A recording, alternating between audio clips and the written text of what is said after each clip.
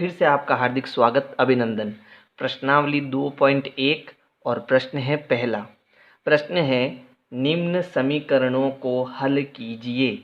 यानी हमें यहाँ पर समीकरण दिए हुए हैं और हमें हल करना है। हल करने का मतलब है कि इस x का मान बताना है, यहाँ पर y का मान बताना है और यहाँ पर z का मान बताना है। तो सबसे पहले हम ये समझते हैं कि समीकरण क्या होता है। तो ध्यान दो, जैसे यहाँ पर ये प्रश्न है x-2 बराबर 7। तो इसमें कुछ राशियाँ ऐसी है जो हमें पता है, जैसे ये 7 है और ये -2 है। हमें पता है कि 7 और -2 कितना होता है ना। लेकिन ये जो x है वो हमें पता नहीं है कि वो कितना है। यानी कुछ इसमें अज्ञात राशि होती है जो हमें पता नहीं होती है, और कुछ इसमें क्या होती है, ज्ञात राशि होती है जो हमें पता होती है। और इनके बीच में किसका निशान होता है, बराबर का निशान होता है। तो ऐसा जो भी आपको दिखाई दे वो आपका क्या होगा, समीकरण होगा। अब हमें समीकरण हल कैसे करने हैं वो समझते हैं। तो देखो यहाँ पर x-2 बराबर 7 है। इसका मतलब ये है कि बराबर के इस साइड को हम कहते हैं बायां पक्ष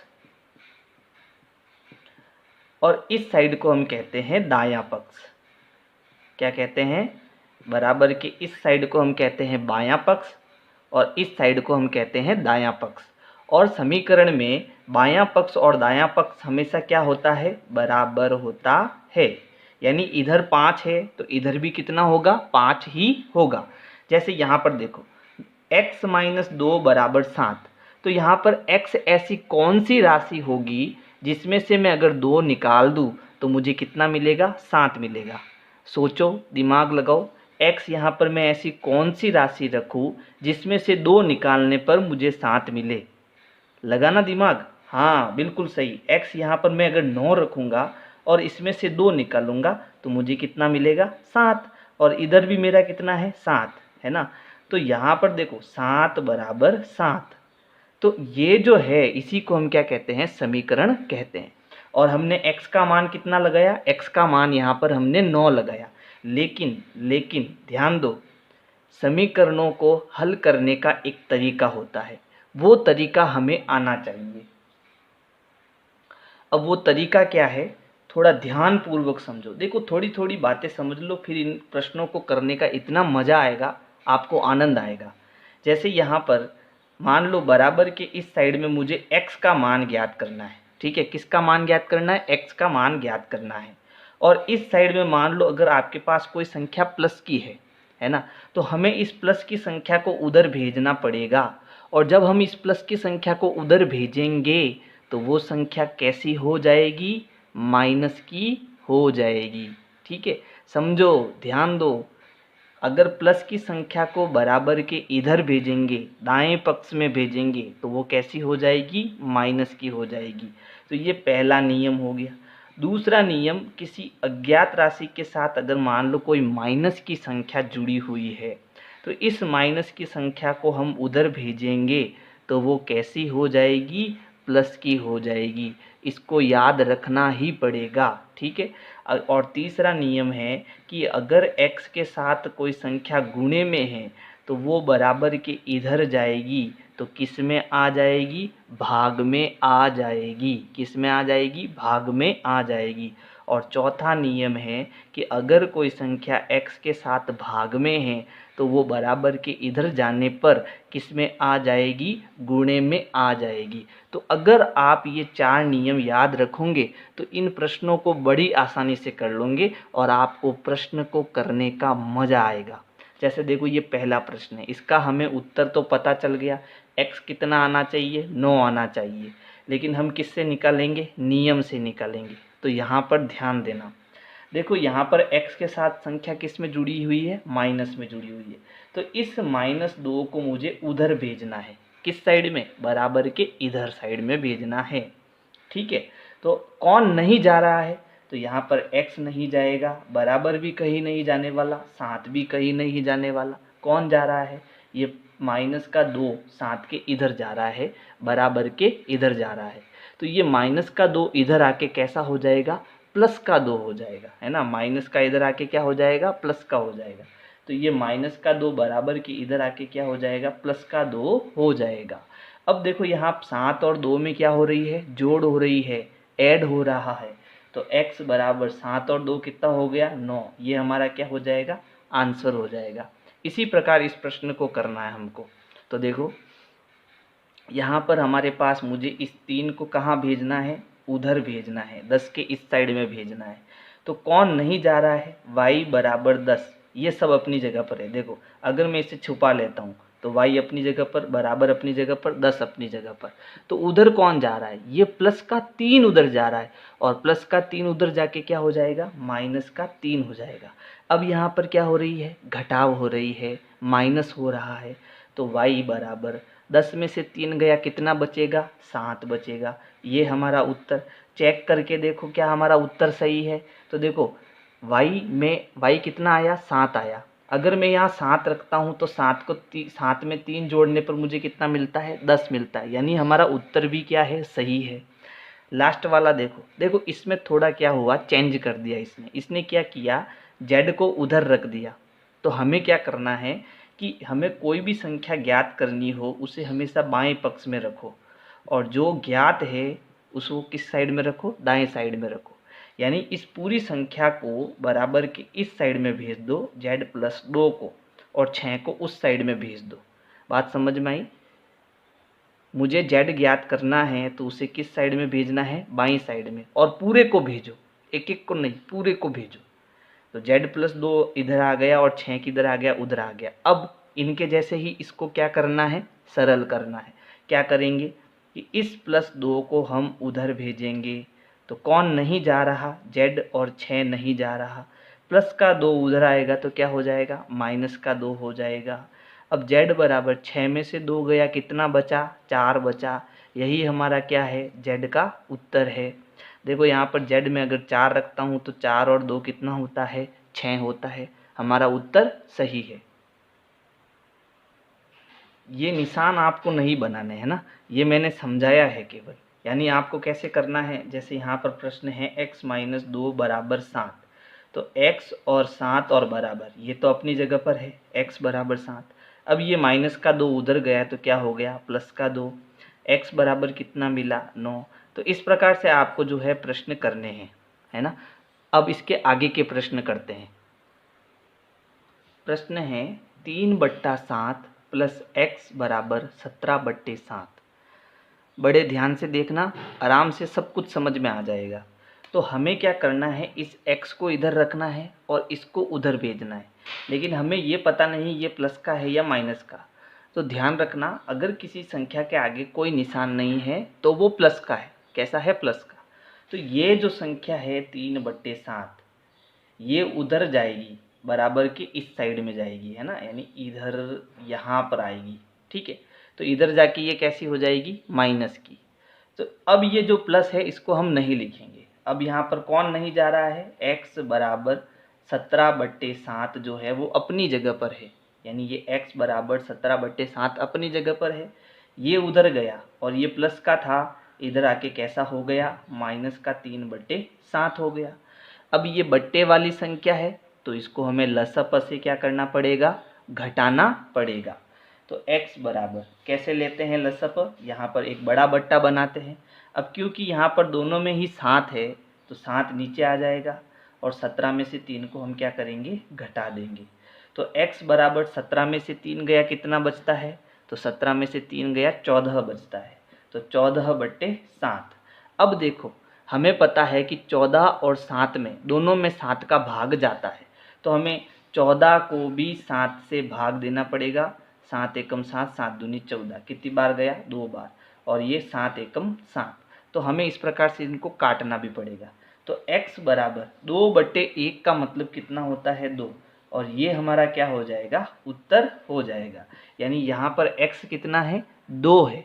अगर मैं 3/7 में यहाँ पर 2 जोड़ूंगा तो मुझे कितना मिलेगा, 17/7 मिलेगा, है ना। तो आपको समझ में आया ये प्रश्न। अगर नहीं आया तो वापस इसको पीछे करके आराम से देखिए।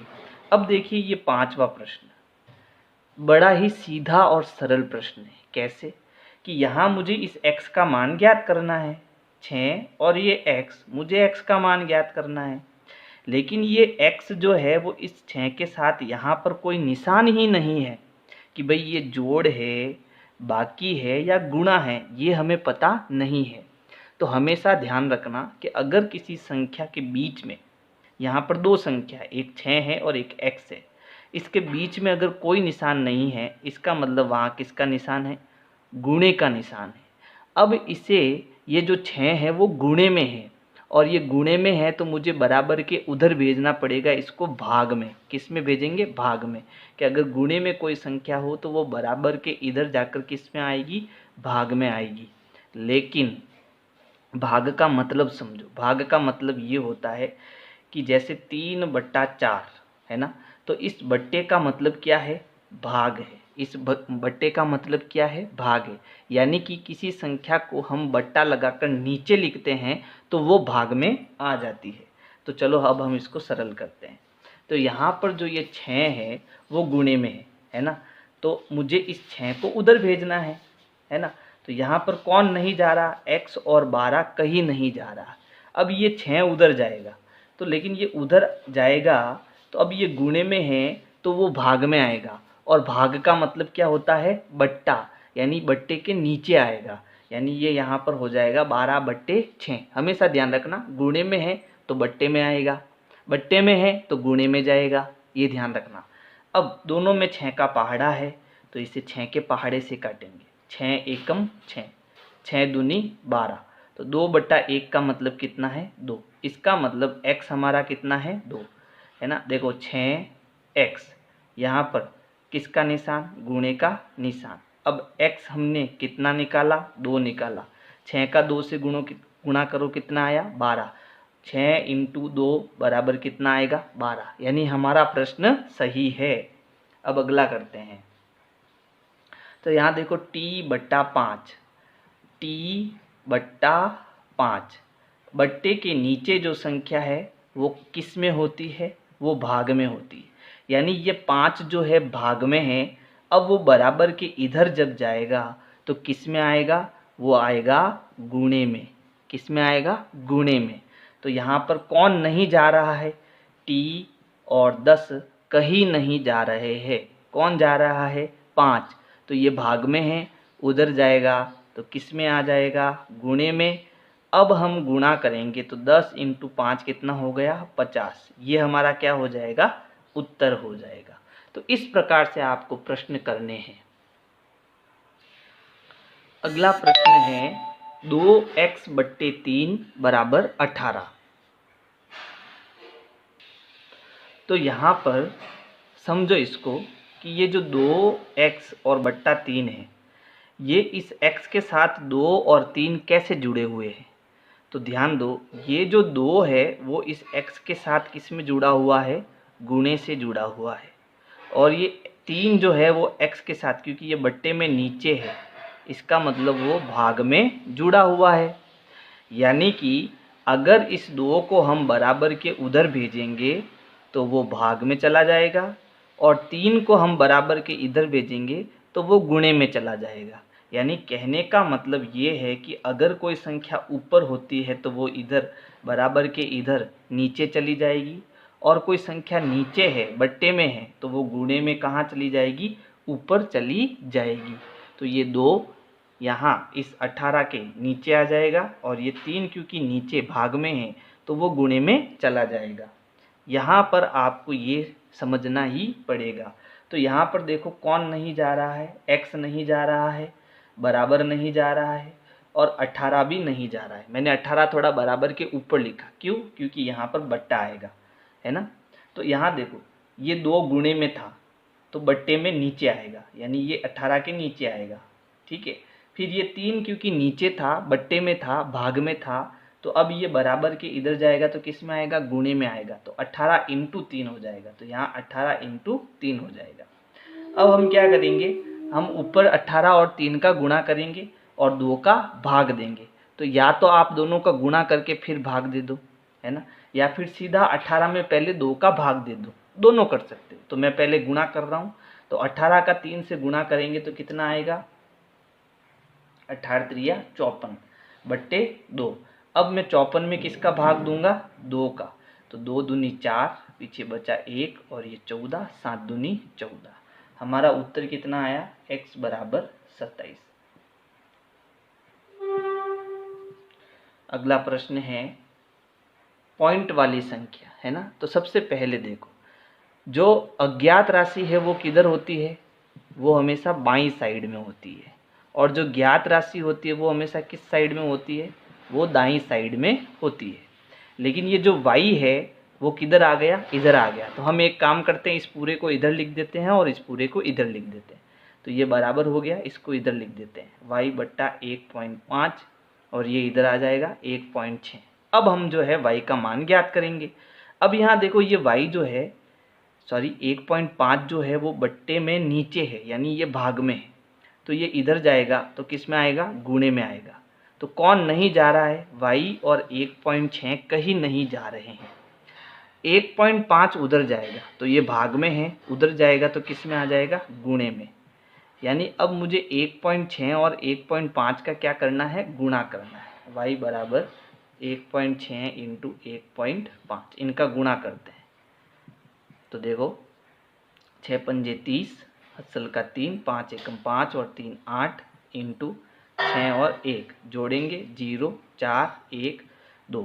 अब देखो कितनी संख्या छोड़ के पॉइंट, पॉइंट के बाद 1, पॉइंट के बाद 2, यानी 2 संख्या छोड़ के पॉइंट लगाना आपको। तो 1 2 यहाँ पर पॉइंट आ जाएगा। तो उत्तर आया 2.40, यानी y बराबर उत्तर आएगा 2.40। ये हमारा क्या हो जाएगा? उत्तर हो जाएगा। y का मान कितना है? 2.40। यहाँ 0 का कोई मतलब नहीं, तो उत्तर हमारा 2.4 भी हो सकता है। चलो अगला है प्रश्न संख्या 9। अब इस प्रश्न में देखो, ध्यान पूर्वक देखना। ये सबसे पहले ऐसा प्रश्न आए तो आपको क्या करना है, इसमें ये जो माइनस का 9 है पहले आप इसको उधर भेजो। ऐसा प्रश्न जब भी आए तो पहले इस 9 को उधर भेजो, ठीक है, बाकी किसी को मत भेजो। तो 7x अपनी जगह पर है, बराबर भी अपनी जगह पर, 16 भी अपनी जगह पर। ये माइनस का 9 16 के इधर आएगा, तो माइनस का 9 क्या हो जाएगा? प्लस का 9। अब यहाँ देखो जोड़ हो रही है, क्या हो रही है? जोड़। तो हम पहले इसको जोड़ देते हैं ना। तो ये हो गया 7x बराबर 16 और 9 कितना हो जाएगा? 25। अब क्योंकि मुझे x का मान चाहिए तो इस 7 को भी उधर भेजना पड़ेगा। और ये जो 7 है यहाँ पर कैसे है? गुणे में जुड़ा हुआ है। क्यों? क्योंकि जब कोई दो संख्याओं के बीच में कोई निशान नहीं होता है तो इसका मतलब उसमें गुणे का निशान होता है। तो हम 7 को उधर भेजेंगे तो वो किस में आएगा? बट्टे में आएगा। किस में आएगा? बट्टे में। तो x बराबर 25 और ये 7 नीचे आ जाएगा, यानी बट्टे 7। ये हमारा क्या हो जाएगा? उत्तर हो जाएगा। प्रश्न संख्या 10 भी इसी प्रकार का है। सबसे पहले हम इस -8 को उधर भेजेंगे। तो 14y बराबर और 13 ये अपनी जगह पर है, लेकिन ये माइनस का 8 अब उधर जाएगा। तो माइनस का 8 उधर जाके क्या हो जाएगा? प्लस का 8। अब हम पहले इनको जोड़ देते हैं। तो 14y बराबर 13 और 8 कितना हो गया? 21, है ना। अब ये किस में है? गुणे में। अब 14 को हम भेजेंगे तो y बराबर 21/14।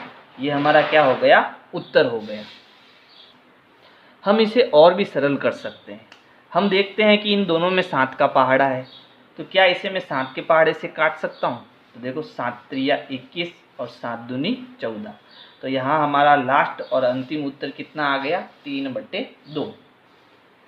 ये भी इसके जैसा ही है। हमें यहाँ पर q का मान ज्ञात करना है, तो 17 को मैं उधर भेजूँगा। तो 6q बराबर 9 अपनी जगह पर है। ये 17q उधर गया तो माइनस का क्या हो गया? 17 हो गया। अब यहाँ पर क्या हो रही है? घटाव हो रही है, बाकी हो रही है। तो 6q बराबर 17 में से 9 गए, कितने बचे? कितने बचे? 8, है ना। लेकिन ये 8 प्लस का है या माइनस का है? ध्यान देना, ये 8 माइनस का है, क्योंकि यहाँ पर संख्या माइनस की बड़ी है तो घटाने पर उत्तर माइनस में आएगा। फिर ये 6 यहाँ पर गुणे में है तो q बराबर ये बट्टे में आ जाएगा, तो -8/6। तो q बराबर, अब इन दोनों में 2 का पहाड़ा है तो 4 दूनी 8 और 3 दूनी 6। उत्तर हो जाएगा -4/3।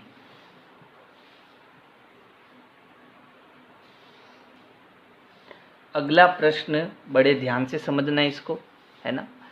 मुझे इस प्रश्न में x ज्ञात करना है, तो x के साथ जुड़ी हुई संख्या यहीं रहेगी, बाकी हम उधर भेजेंगे और उसको सरल करेंगे।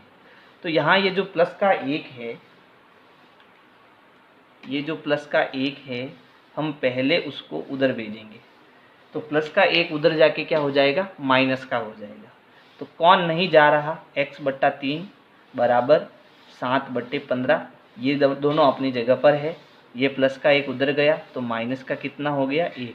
अब क्योंकि ये बट्टे वाली संख्या है तो इसे हम 1/1 भी लिख सकते हैं। अब हम इस बट्टे वाली संख्या को क्या करेंगे, घटाएंगे। और ये घटाने पर कैसे घटाएंगे, लसअ से घटाएंगे। तो ये हो गया x/3 बराबर, इसका हम लसअ लेंगे। कैसे लेना है देखो, 15 का 1 से गुणा करो, 15 एकम 15, यानी जो नीचे संख्या उनका गुणा कर दो, कर दिया।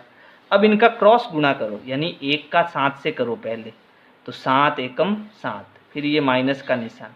अब 15 का 1 से करो तो 15 एकम 15। ऐसे आपको लसअ ज्ञात करना है। फिर देखो x/3 बराबर, अब 7 में से 15 को घटाओ, है ना। तो 15 में से 7 गया तो कितना बचा, 8, लेकिन कैसा, माइनस का, क्योंकि माइनस की संख्या बड़ी है। तो -8/15। अब हमारा काम आसान हो गया। अब हमें क्या ज्ञात करना, इस 3 को ज्ञात करना, इस 3 को उधर भेजना, x को ज्ञात करना। तो ये बट्टे में है ना, तो उधर किस में जाएगा, गुणे में। तो अब ये जो 3 है उधर जाएगा तो किस में आ जाएगा, गुणे में आ जाएगा। तो ये 3 हम उधर भेजेंगे। तो यहाँ क्या बचा, x बराबर -8/15, और ये उधर जाएगा तो गुणे में 3 आ जाएगा। अब देखो 3 और 15 दोनों में 3 का पहाड़ा है, 3 एकम 3 और 3 पंजे 15। तो हमारा जो लास्ट उत्तर है, अंतिम उत्तर है, वो कितना आया, x बराबर -8/5। ये हमारा क्या हो गया, उत्तर हो गया। तो अगर मेरी वीडियो आपको पसंद आ रही है तो लाइक करो, सब्सक्राइब करो, शेयर करो, कमेंट करो। Thank you.